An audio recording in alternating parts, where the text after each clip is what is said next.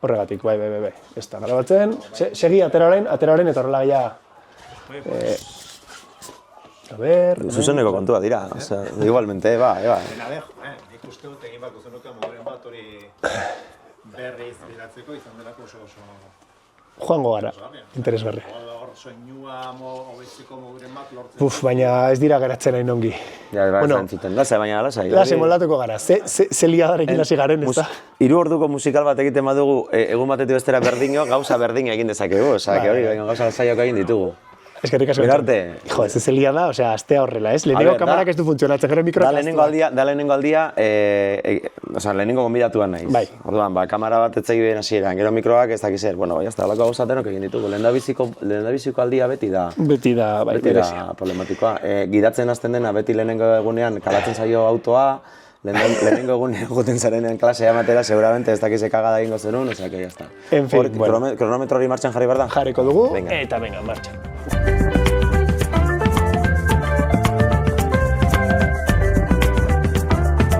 Jaso Solasean, Euskal Erreferenteen podcasta.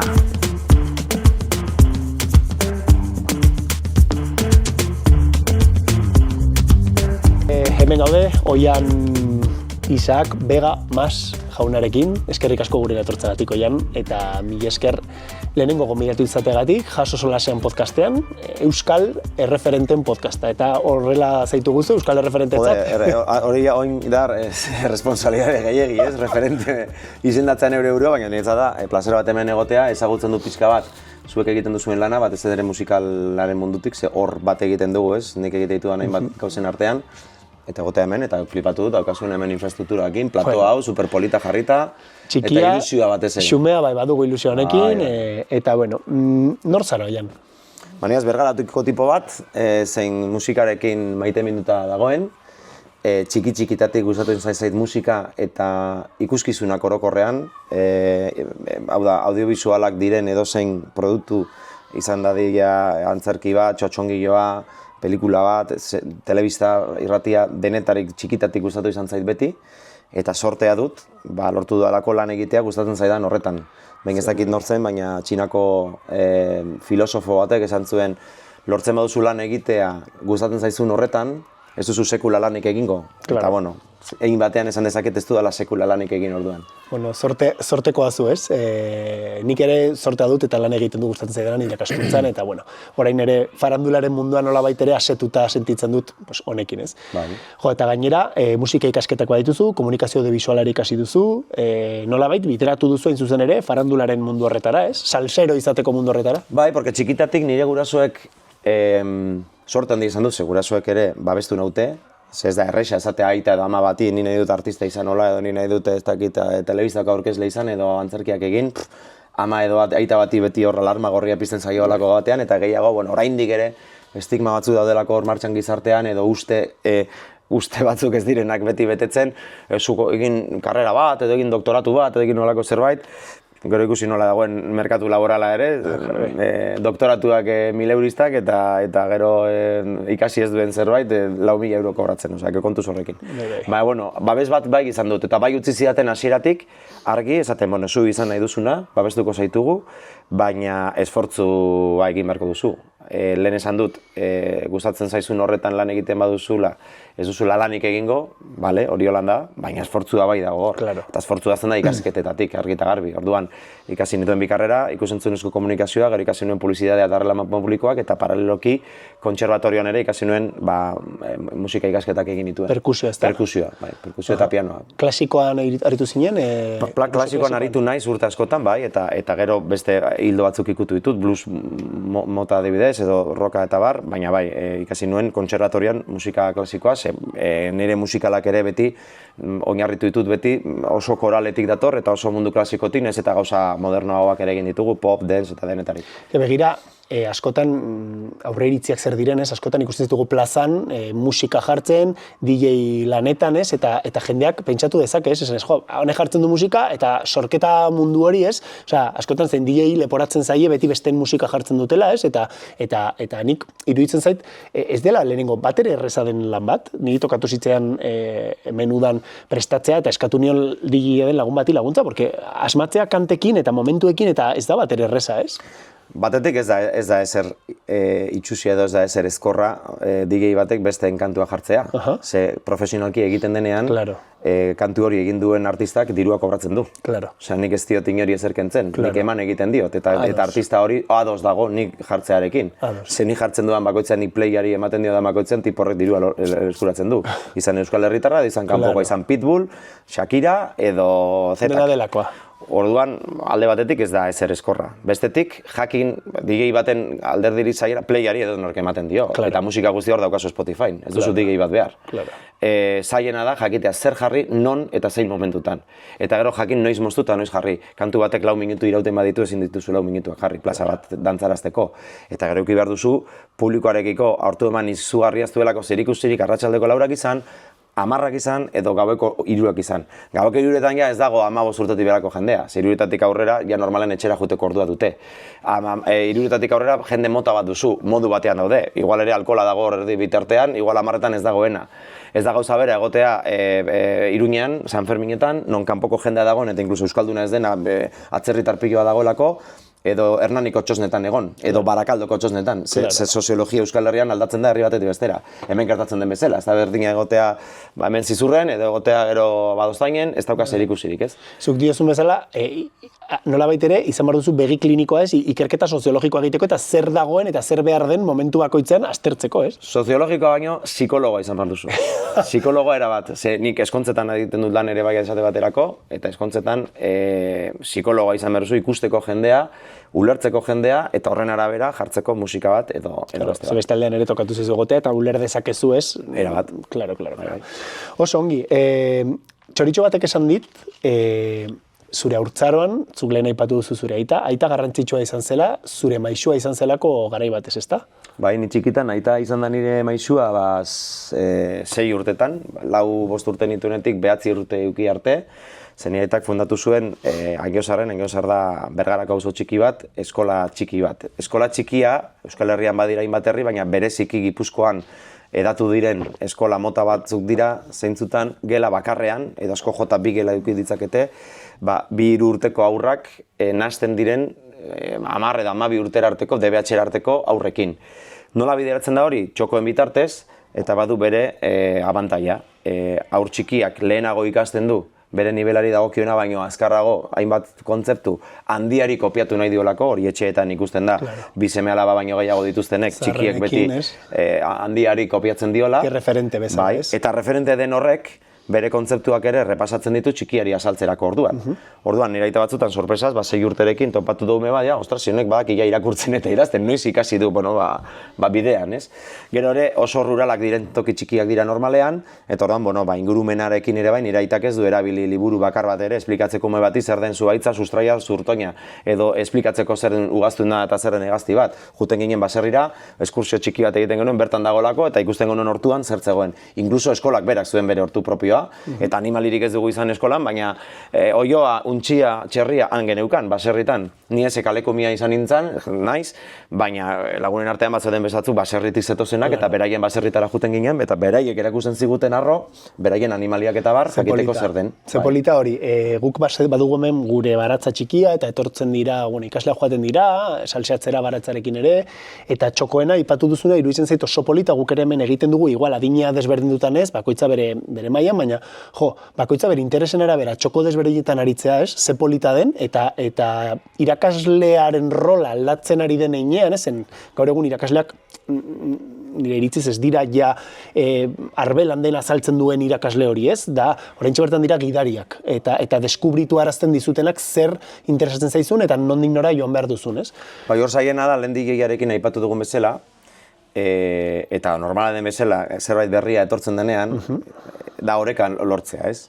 Zenbaiko tokitan igual ere pasatu gara, zurruntasun horretatik monjak bezala, ez? Danak hor filan, tipo bat arbelan, eta orain, ez, bakoitzak indezala nahi duena, ojo, porque, claro, horrek ere, eragite izu gero, jende horrek gero kalera irten behar du, jende horrek gero enpresa batean egon behar du, jende horrek gero jakin behar du disiplina bat mantentzen.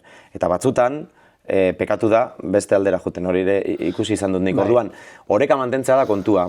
Gidaria izan behar da, eta momentu batean disiplina egon behar da, eta momentu batean ikasleak ulertu behar du, egin behar duzula gustatzen ez zaizuna. Eta punto. Zergatik bai. Eta ja, hau da esan, bizitzan ere, badira horako gauzak. Ulertu arazi alzaio ikasleari, ez? Claro, zer den, zergatik egin behar duguna, eta zein den zergatik. Igual orain ez duzu ikusten, baina azten zaren neurrian, perspektiba gehiago duzu neurrian, ulertuko duzu, ez? Hori da, orduan, gero ikusiko duzu zergatik, orain egin, eta jazta. Porque batzutan ere bai, enredatzen gara horretan, nire guraso naiz, eta batzutan umeak ez da zer gertatzen. Osea, beraiek orain hau egin behar du, eta gero esango duzu, horretarako zan, bez, ikusten, jazta. Osea, que pizka tortik ere. Aitak edo amak arrazoia dutela, askotan denborarekin konturatzen gara egia dela, ez? Hori da, beti ez dute arrazoirik, baina normalean bai, olako txikitako agosekin bai, desde luego, normalean bai. Eta nire aitaren kasuan, esan duzuna berezia harreman hori, ze gainera antzerki zaletasun hori datorkit, nire aita txikitatik eskolan, egin izan ditugulako antzerki obrak eta bar, eta gogoan dudan antzerki obra berezi bat izan zen, behin joan ginen Bilboko parke infantil de Navidad zegoenan, aurren parkea, eta egin zen antzerki bat, klaro. Hango zarata eta hango egitura aitak bazekienako testuinguruatzela bat ere goxoa, antzerki bat eskaintzeko eta are gutxiago profesionalak ez ziren ume txikiekin. Claro, ez dakitela proiektatzen adotxik, ez dute inongo aukerarik baliabide teknikoak erabiltzeko, ez? Hori da, eta mikrofono ere bat zegoen, baina eski mikrofonoa erabiltzen ere jakin behar da, eta ume txikiek ez genekin. Orduan aitak egin zuen, playback bidez egin genuen antzerki hura. Aitak dena grabatu zuen aldez aurretik, musika jarrita eta dena, eta efektuak, euria, haizea, efektu sonoroak, garai hartan, gaur egun erreza da ordenadore batekin, hitz egiten ari gara, 80ko hamarkadan. Grabatu zituen haizea eta euria eta... Ez, bai, gauzatzu grabatu zituen, erreka eta gauzatzu, bai, eta gauzatzu ez dakit nundi lortu zuen zinta batekin edo segin, garai hartan ez zagoen internetik. Erosi zuen efektuen kaset bat, ez dakiz, eta jarri zituen kantuak eta viniloak zituen iraitak orduan. Gaur egun YouTubeen efektu ez dakiz. Gaur egun efektu lluvia, eta gazo mila movida. Garai hartan ez, bajunka grabadorak eta baratu bartzen nun, edo erosi, baina erosi dirua zen, gara. Eta orduan, da hori dan egin zuen aitak. Txoriaren zera oso horrezan zan, Angiozarren 1000 txori ditugu. Eta egun egoiz batean, zeakin, gero batzutan zan txoria grabatzen, superondo eta kanpaiak, ping, gol, mierda, berriro. Kotxea pasatu, holako. Eta oso polita izan zen hori, niri asko inpaktatu zidalako, eta hortik aurrera pixka bat izan dudalako ibilbide hau musikarekiko. Eta hizkuntzarekiko ere bai, ze nire aitak Zamorakoa da. Zamoratik etorri zen 70. hamarkadan, inmigrante asko etorri ziren moduan Gaztelatik eta Salamakatik eta bar, eta aterrizatu zuen Oñatin. Garai hartan Oñati, Arrasate eta inguru horretan industria asko zegoen, eta orduan industrian eskulana bertzan, eta horretarako etorri izan. Eta hemen zegoela, bera... Gero sartu zen irakasle, industrian hasi eta gero irakasle. Bai, industrian sartu zen, dirua behartzulako, ez gustatzen zitzaiolako enpaketatzea zera bat, baina dirua behartzuen hemen bizitzeko, eta diru horrekin pagatu zituen gero bere ikasketak, magisteritza ikasketak, baina magisteritza ikastera joan zenerako euskara ikasi zuen. Gertatu zena zen, iraitak etzekiela, ez zuela ezagutzen Euskal Herria noski, eta Oñatin zegoela esan zuen, hemen euskara ikasiko, ostra, potro pare batekin, Oñatiko euskara da euskalkirik zoragarrienetakoa, baina segurante ikasteko ere zaienetakoa. Zamoratik eta Oñatiko euskalki ikastera, ole bere... Ole, bai, 70 urterekin, Zamorano Moreno batan jarri zan guria taberna, eta familia, etorri xakun! Japonesantzeko. Claro, eta nire aita, abertze da, ostras, bueno. Eta hango liburutegian egin zuen gero lan, Oñatiko liburutegian, zeukan hor gainera soto clandestino bat euskarazko liburuekin, porque ari gara hitz egiten Frankoren garai, ari gara hitz egiten oraindik euskara debekatuta zegoela. Pare bat episodio izan zituen hor, hartu emanak Guardia Zibilarekin, eta nik uste dut, libratu zela hostia pare bat jasotzea, Anselmo Vega zelako bere izena, eta zeukalako olako mostatxo moreno bat, eta esan duten, pero uste, orduan, garai hartan, mozkorta balitze, igual hostia bat jasoko luke, seguro. Baina, nahiko ondo tratatu zuten komisaldegian Zamoranoa zelako. Ostra, nik uste referente bado de gehiago ez, baina, ostra, referente bezala ardaitekela zureita bezalako norbait, euskara ez dakien batentzat, ez? Bai. Euskara ez dakien persona bati norbaiten eredu edo adibidea emango barko bagenio ez, eredugarria den Behar bada, gorena izan daiteke Nacho de Felipe, Euskorriko abeslaria, ez da euskalduna, berak gero ikasi zuen euskaraz, okeraz baina... Eta nola egiten duen, Burgos, ez dakit, hori ez dakit ondo esaten, baina ez dakit Burgoseko familia duen, ez dut oso argi, baina bakit ez dela euskalduna jaiotzez, euskal iztuna bintzat. Eta arek ikasi zuen gero, eta izan da, euskal kulturaren referentea. Alabarekin oskorri, behin eta berrentzuten, eta... Testamentuen nire etxean raiatuta dagoia. Bai. Neskaren koplak nola da, kanta, zoragarri, iruditzen zaigu, gure etxean da, lasei egoteko giroa, sortzen du giro karagarri, oskorri, oskorri beti... Behar da, aitaren gainetik legoke Nacho de Felipe, eta gero igual aita. Gero zura aita, bueno, ez dago, gaizki beti... Lagunak izan ziren garai batean, por cierto. Begira, kurioso. Uste gainera esan ziren, Valladolidetik buelta, ez dakiz no, tren batean elkartu zirela, alako zerbait. Eke badagor... Harreman bat, erreferenten arteko. Gero ez dut harremana mantendu, baina, elkar ezagutu zuten. Bueno, eta zure hizkuntza biografiari buruz hitz egin beharko bagenoian, zuk ze harreman izan duzun euskara, beste hizkuntza batzuekin, eta nolabait ere, hizkuntza horrek zer egin izan duen zure bizitzan, euskara nola gorpuztu duen zure bizitza, eta... Esan bezala, nik, gurasoak euskaraz egin diate txiki-txikitatik, biak izan dira ikasi behar izan dutenak, ama donostiarra da, baina amak ere euskara ikasi behar izan zuen, garai hartan hemen gertatzen zen bezala toki askotan, batez ere hiri handietan, euskalduna da, jaiotzez bere aita, bere amona denak, baina ez zekiten euskaraz ez zuten hitz egiten, Frankoren garai ere erresa izan hortarako, monjekin ikasi zuen, eta nire amak ikasi zuen beranduago. Behar bada ezitzaion horren arrotz edo zail egin aitarekin konparatuta, ze naiz eta bera ardalduna izan, Donostian bizi zen. Ezagutu ziren ja hemen. Hemen ezagutu ziren, bai. Eta horren amarentzat segurante erresago izan da, hemen bizizelako, eta horren euskara beraitzatzen hain arrotza. Baina ikasi behar izan zuen. Horren biek, ja, euskaraz ekiten ni jaiotzerako, eta ni jaio nintzenean, ja, euskaraz egin diate beti etxetik beraz euskara da nire ama hizkuntza. Gehien bat, egia da, pixkat zala berezia, ze naiz eta gurasoak Bergaran bizi, bi gurasoek ez daukate Bergarako hizkuntza. Horan nik bai ikasi dut... Batuagoa dute haiek? Batuagoa dute, ikasiagoa. Aitak ere ez du kontrolatzen oinatiko hizkuntza. Badaki zerbait, baina berak akademikoagoa. Biek, euskaltegi hizkuntza. Horregatik euskara batua izan da pixka bat behar bada nire hizkuntzarekiko lehendabiziko harremana, eta gero lagunekin irtetzen hasi nahi zenean, adibidez 6-7 urtera arte, ia aita amatxokoan egoten zara, eta 7-8 urtekin, igual ezten zara lagunekin sozializatzen gehiago, ez? Eta orduan hasi nintzen nik ja, Bergarako euskara kontrolatzen eta mantentzen. Gaur egun gai naiz euskara batuan hitz egiteko, Bergarako euskalkian hitz egiteko, eta gero, gazteleraz ere hitz egiten dut, gure inguruan dagoelako, non nahi, txiki-txikitatik ere bai, telebista jarri eta gaztelera genuen, hau da, ETB bat, ETB bi genuen, baina Televisión Española bat eta bi ere bai. Barrios Sesamo, Fraggle Rock, txikitako referenteak gazteleraz ere ikusi ditut. Vamos a jugar. Tus problemas, déjalos. Eta Barrios Sesamo ikusi ditut, Pipi Calzar Largas, hori dena, orain euskaldunta daude gauza batzu, baina garai hartan ez zegoen horren beste. Beharri orain Makusi daukagula, ez da? Makusi dago, bai. Zoragarria. Eta aipatu zu ETB, bukatu duzu ETB lan egiten, nork esango zizun zuri ez, telebistan ikusten zenuen horren atzean egongo zinelan momenturen batean, eta nola iritsi zinen ETB lan egitera, eta zin izan zen zure bilbidea horreino? Ni ikasten ari nintzen ikusentzunezko komunikazioa, hasi zen aitarekin, esan bezala, 8 urterekin hasi nintzen, ETB bukatu du 8 urterekin ekin nuelako antzerki hura aitarekin. Ezin da ulertu zu ETB egotea aitarekin izan dako, hori da. Aita zure irakasle izatearen fase hori gabe. Zalantzari gabe. Errudun parte handi bat bera da. Igual jaiotzez talenturen bat egoikiko nuke, ez dut esaten ez, baina aita hortan bideratu nau ziur. Baina talentuari utzi behar zeiore lekua. Eta entrenatu behar da. Claro. Ume bat egoiko ez dezake egundoko talentua pelotan aritzeko, futbolan aritzeko, baina ez baldin badiozu eman aukera, 15 urtekin ja berandu da.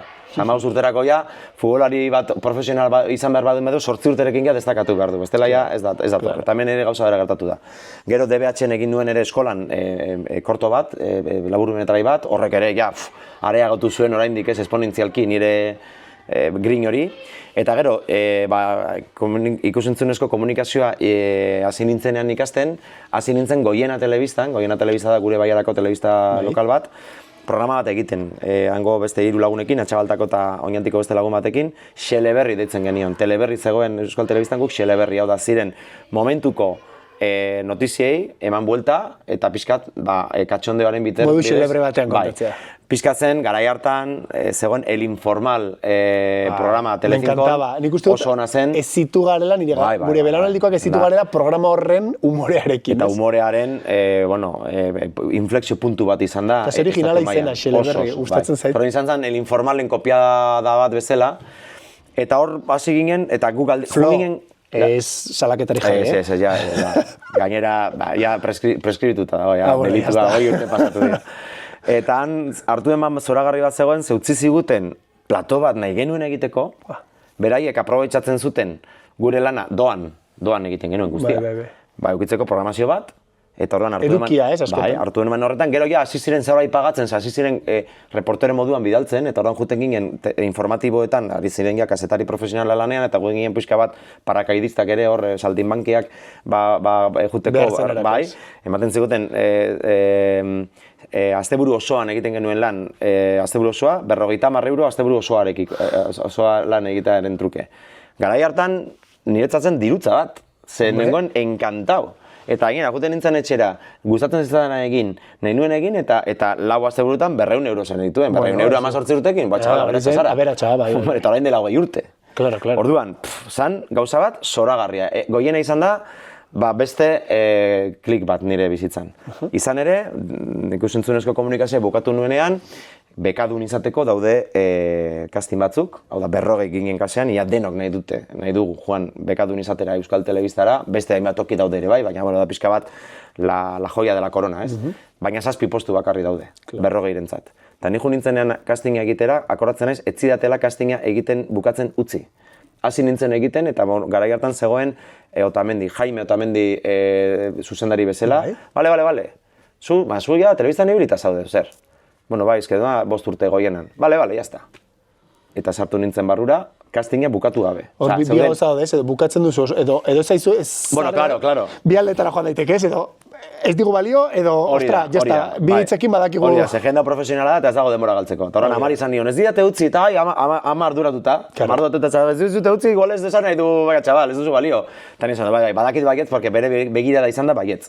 Eta badakit izan dela, klaro, neukalako ja 5 urteko esperientzia. Orduan, klaro, zegoen jendea, urduri jartzen zena, lehen aldia zelako, mikroan aurrean, casting batean, onda duzkasun lau tipo zuri begira, ETV batean zaude, bueno, eta, klaro, niretzat zen mikro bat hartzea eguneroko gauza bat. Eta orduan, goiena izan da oso klabea, eta beti konsideratzen dut. Eta horrema zenuen salto EITB-ra eta lehenengo lanak izan ziren? Izan ziren, kiroletan egin nuen lan, reportero bezala, kiroletako reportero izan nintzen. Gustoko duzu kirola? Gustoko dut kirola, ez naiz oso ez dakit forofoa, baina bai, gustoko dut. Eta han lan egiten dudanetik, behar bada, geratu zait jak klik hori eta gehiago jarraitzen dut kirola, lehen jarraitzen duena. Beti iruditu zait, eta igual profilantzekoa dugu horretan, ez? Kirolara dedikatu diogunak, nire kasuan gorputz hezkuntzako irakaslea naiz, eta kirolara dedikatu dioguna gure denbora, nolabait artei ez diogula dedikatu, berdina zen, biek eskizun mailan dia dute, eta edo bat edo bestea, eta oso jende gutxi dago bi profilak dituena. Baina nik esango nuke, bata bestearekin uztartzen dela. Ze kirolak ematen dizun konstantzia, ematen dizun disiplina, eta ematen dizun prozesua artera eramaten duzu. Kirolan, hasi aurretik edozein kirol, beti edozein kirol egin berrena da berotu. Beroketa. Giharrak ez dakize, beroketa. Musikal batean, antzerki batean zein da berotu. Ezin zara irten eszenatoki batera, de repente, beroketa, ariketa bat zela. Beroketa fisikoa, beroketa bokala, izan musikoa, izan bokala, izan berdin da. Instrumentista bat ere ezin da hasi jotzen besterik gabe, eta instrumentua bera berotu behar da. Ahotsa bera, askotan ez dugu konsideratzen, baina ahotskordak muskulu badira, eta elektronika ere beroketa izango litzateke proba egitea. Probatu behar zu, beroketa bat. Gero dago disiplina bat, gero dago konstantzia bat, gero dago, hori dena da oso paraleloa batean zein bestean. Beraz, oso onuragarria da, kasu honetan, zarela irakasle, soinketako edo gorputz hezkuntzako irakasle, horrek hobetu dizulako edo bideratu dizulako artean ere mantentzea. Nik ere nire kasuan ere biak gurasoengandik datozkit. Aita gorputz hezkuntzako irakasle izandakoa, eta ama abesbatzetan aritutakoa, ama irakaslea ere, osea, nolabait uztartu ditut bien afizioak eta ni izan naiz, ezer dira atera dena. Ba, sorte bat ere, bai. Bai, eta bermea ere... Sorte bat, ze gurasoek gainera, hori babestea, hori ematea, eta zuri ustea nahi duzuna egiten, pues oso dago. Eta gainera okazu plana eta plan B. Bai. Porque, bueno, gorputz hezkuntz irakasle bezala, beti okazu bide bat, eta momentu batean uz dezakezu ere irakaskuntza eta artearen ibilbidera bideratu. Edo uztartu. Eta nik ere, bai, nik ero atera nuen, ni ere musika irakaslea naiz. Claro. Nik nire dut, kontserbatorioko ikasketak egiten, gero dago habilitazio bat, bueno, da hola master bat egitea bezala, non horrekin eta puntuazio batzukin eta bar, eskuratu ditzakezun irakasle izateko, musika irakasle izateko modua. Orduan, nik hori ez dut esplotatu.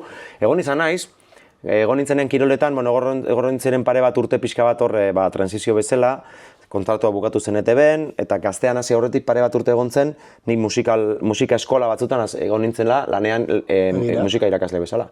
Eski horrek emate dizu perspektiba ekaragarria, ez? Ikusentzunezkoak alde batetik maila teknikoan ulertzeko, zure kasuan, ibilizarenean musikalak egiten, maila teknikoak ulertzeko zer eskakizun dituen musikal batek.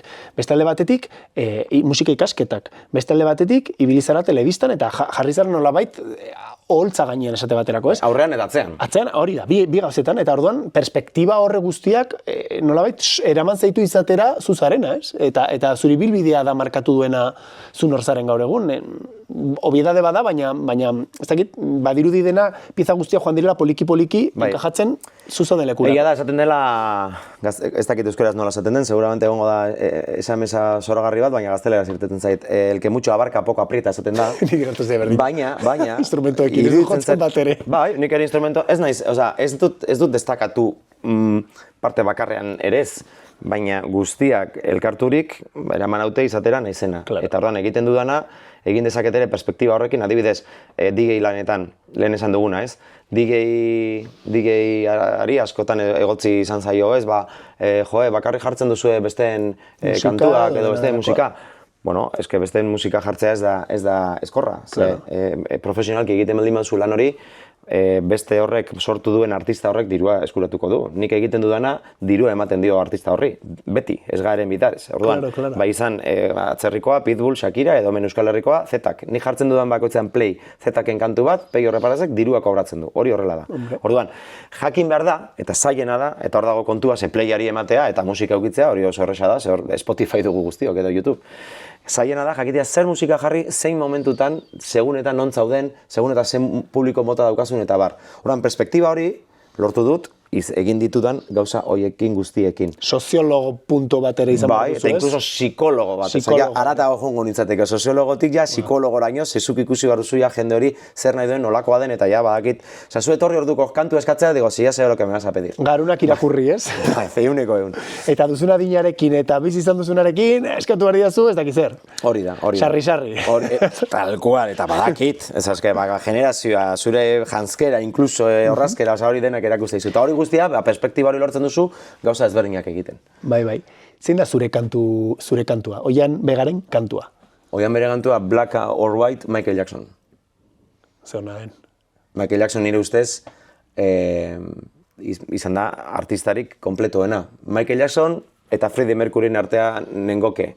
Michael Jacksonek irabazten dio Freddie Mercuryk ez dakielako dantzarik egiten. Bueno, mugitzen zen, baina dantza. Nik ikusten dut Bruno Mars ere, adibidez. Bruno Mars da. Iruditzen zait gaur egungoa, baina jaio izan balitz gara horretan, iruditzen zait. Gertatzen da, Bruno Mars oso ona da, egin duena da, Michael Jacksonetik irentzi guztia, gero bere ukitu eman da, baina ja eginda zegoen. Badago bulo bat duena bere semea bazote den, ez? Badago hortik, baina bueno, Michael Jacksonen inguruan inbeste bulo eta inbeste historia sortu ziren, ez? Eta gero bere alderdi ilunak ditu bizitza pribatuan, izan zituen hor, ez dakit, epaiketa batzuk, ume batzukin gertatu zena, baina berdin zait, ni musikari buruz ari nezizketan. Askotan gaur egun gertatu zen hor hitz polemiko batzuk adibidez Maradonarekin, ez? Maradona hil zenean, egin ziren bere ibilbide, kirol ibilbidearen inguruko repaso batzuk, ez? Egundokoa izan zelako, Maradona lortu zuen, eta Argentinari eman zion lehendabiziko mundu kopa eskuarekin sartuta baloia, ez? La mano de Dios. Orduan, nahazten dira, eta egia da, gero Maradonak bere bizitza pribatuan, oso bizitza zaila izan du, drogekin nahaztuta, indarkeria matxista ere bideratuta, bortxaketaren bat ere egon omen da, baina ez dakit zergatik nahaztu behar diren gauzak. Kirolari buruz hitz egingo dugu? Hitz egin dezakegu Maradonaren golen inguruan. Aldagelatik barrura, ez? Eta aldagelatik kanpora beste gauza bada. Michael Jacksonen inguruan ere bai, pertsona moduan, ez dakit, bere gauza ilunak daude hor, epaiketa bat, ez dakit, musika, onena. Eta euskal kantu bat, euskal abeslariren bat? Euskal abeslaria Einaute Lorrieta, iruditzen zait Euskal Herritik pasatu den pop munduan behintzat izan dugun abeslaririk onenetarikoa, ze gero opera mundura eta baldin bagoaz, igual, Aino Arteta eta beste batzu daude, baina... Saiozu Einautea bera animatu etzen den gure... Torri Einaut, hemen super gustora dauten zara. Tokia gainera, nobatada guztiak guk egin ditugu, ze mikroratze bilen, kamarazak izere, eta olako putada guztiak nijan ditut, osak ez dut horri hona. Iruditzen zaita hotxi politena, Einautena dela. Kantua, adibidez, Akelarreren gauean, Akelarrena zen ez, bai. Ez dakit nola den titulua, gustatzen zait, edo adibidez ere, gero, nire ez behar bada kantua oso ona da, baina kantua ona izatea baino niri iradokitzen didana gure garaikoa zen Latzenen Laztana. Claro. Ni begira, nik euskal talde bat aukeratu beharko banu gaur egungoa zetak. Gaur egungoa. Berdin zaitea, orokorrean. Zetak litzateke gaur egun, baina oskorri uste dut, izan dela guretzat, gure belaunaldikoentzat, nolabait, oinarri karagarria, ikasteko, euskarara hurbiltzeko, euskal melodiak ulertzeko, ez dakit, izan zoragarria oskorri. Bai. Izan da, eta egin duten lana, batez ere, kulturalki, utzi duten posoa, legadoa, bai, izan da izugarria.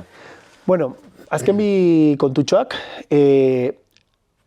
gonbidatu guztiei galdera bat egin behar digu, zein da zure jaso momentua. Eta jaso momentua da, zu betirako jasota duzun momentu bat, gordeta duzuna, grabatuta duzuna, jaso badakizu dela sostengatzea, dela altxatzea, hartzea zerbait ez, eta zuk barruan duzun jaso momentua zein izango litzateke zuretzat. Izan daiteke egunerokoa ere, momentu bat, egunero, ni esnatzen ez goizean, kafetxo hartzen dudana, ni bakarrik, ez dakit, zein da zure momentua? Bi jaso momentu ditut, direla, aita izan nintzen lehen aldia, eta nire lehenengo musikala estrainatu nuen lehen aldia. Olentzero? Olentzero. Eta nik bi seme-alaba ditut, eta propioak diren bi musikal ditut. Gero gehiago egin ditut, baina izan dira kopiatutakoak, edo kopiatutakoak nola da. Gidoia hartuta. Bai, moldatutakoak. Orduan paralelismo bat dago nire bizitzan, bi seme-alaba eta bi musikal. Eta nire jaso momentuak horiek dira.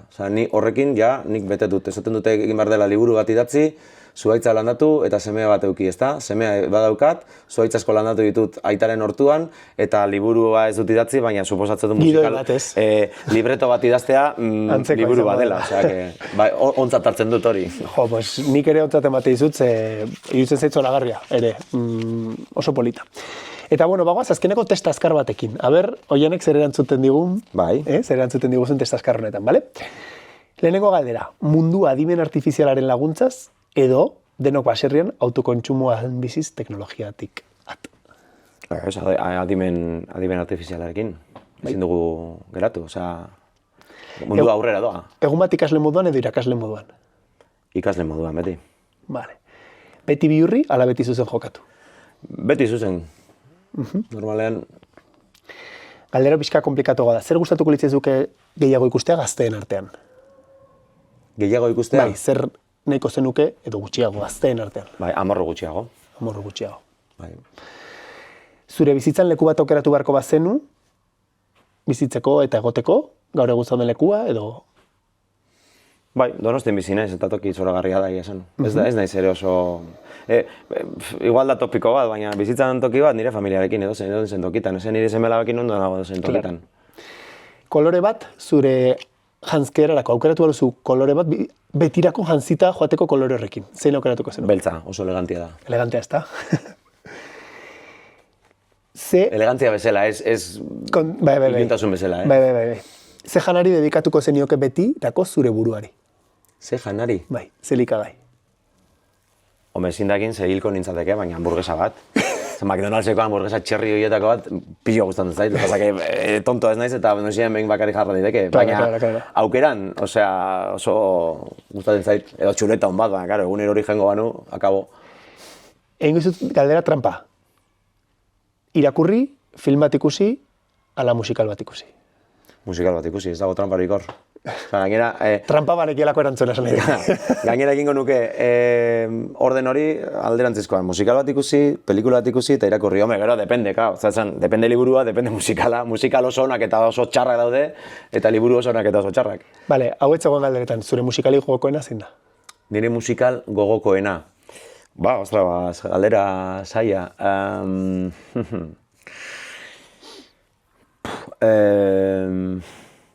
Igual Lion King, originala. Gero Madrilen badago, baina badakit diru gehiago dela, baina alba duzu jun Londresera. Ez du zer ikusirik. Nik sorte izan dut, egonez 6 aldiz, oza, 6 musikal, 6 egunetan ikusten Londresen 2 aldiz. Wow. Eta, zoragarria. Osa, zoragarria. Kontatuko nizuke. Bai. Eta azkena, bueno, 2 azkenekoak. Hitz bakar baten definitu barko bazenu, zure burua zein aukeratuko zenuke? Hitz bakarra. Faranduleroa. Faranduleroa. Bukatzeko, galderazkar bat urrengo gonbidatuarentzat. Ez dugu horren definitutan hori izango den, baina baditugu batzuk, baina ez dakigun hori eroriko zaion galdera, baina galderazkar bat, edo galdera bat, urrengo gonbidatuarentzat. Bale. Zein da gakoa mundua hobetzeko? Zein da gakoa mundua hobetzeko. Bueno, pues interesgarria. Jo, Jan, pues placer bat izan da lehenengo gonbidatua. Ni ere bai, gauza bera. Gurekin hemen egotea, gure etxean, jason, eskerrik asko, zure denboragatik. Oraindik gekuin nintzake, 10 minutu, nahi baldin bezu, zerbait tinteroan utzi baduzu. Nigo behar dut, 12 erditan, estazio zarrean, ez dakit zenbat tardatzen den hemendik ara juten. 10 minutu. Osori, eta deite ezaket ezaten, estoy llegando. Bai. Porque eukidugunez kamerarekin eta esan duzu, no, igual murriztuko dut. Zerbait geratu bazizu tinteroan, nik ditut badazpadako galdera pila bat, baina... Lehen ikusuzun bezala ere ju naiz, galdera egin aurretik, aita eta antzerketa goratzen nintzelako, eta zen, bueno, papa, pixka bat egin dut, lehen egin dut. Ez que hau toma faltsuetarako. Toma faltsuetarako. Tokatu zaigu. Ez que hasi gara, zuen funtzionatzen lehenengo kamarak, ja lortu dugunen funtzionatzea, bapatean, mikrori gabe, ordu erdi, 20 minutu genera mazkienean, mikrori gabe gondela konturatu gara, en fin, bueno. Baina halako gauza gertatzen dira. Beitu, esango bukatzeko anekdota bat ikusteko halako gauza gertatzen dira.